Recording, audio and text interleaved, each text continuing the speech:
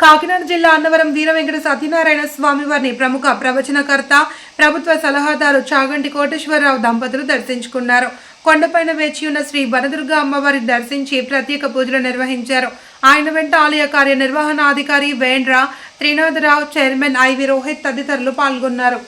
అమ్మవారు ఆ వనదుర్గ అమ్మవారు చాలా శక్తివంతమైన స్వరూపంగా శ్రీ విద్యా తంత్రం తెలియచేస్తుంది. అటువంటి అమ్మవారి దేవస్థానంలో ఈ సంవత్సరం అనగా 2026 సంవత్సరం ఫిబ్రవరి 20వ తారీఖు శుక్రవారం నుంచి అమ్మవారి సమక్షంలో వచ్చినటువంటి భక్తులందరికీ కూడా శ్రీచక్రాన్ని ఇచ్చి ఆ శ్రీచక్రం మీద ఖడ్గమాలా స్తోత్రంతో అమ్మవారిని పూజ చేసుకునే అవకాశం కల్పిస్తున్నారు. ఖడ్గమాలతో అమ్మవారిని పూజ చేయడం అంటే ఎంతో అదృష్ట విశేషం. దాని చేత సమస్త దురితములు నశించి పరదేవత యొక్క అనుగ్రహం, రక్ష కలుగుతుంది.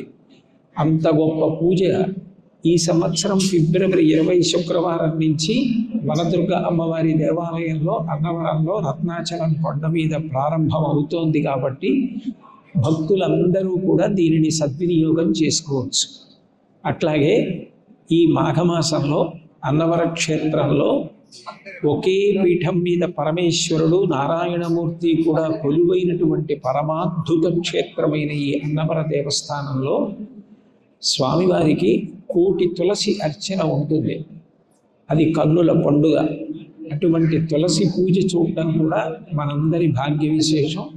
అది తేదీ ప్రకటింపబడిన తరువాత దాన్ని కూడా సద్వినియోగం చేసుకొని భక్తులందరూ కూడా అందులో పాల్గొని స్వామివారి అనుగ్రహములకు పాత్రులగుదురుగాక.